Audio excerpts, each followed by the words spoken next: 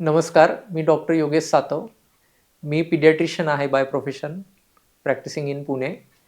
Me by passion एक endurance athlete आहे. मी मल्टिपल मॅरेथॉन्स, अल्ट्रा मॅरेथॉन्स आणि आयर्नमॅन केलेले आहेत.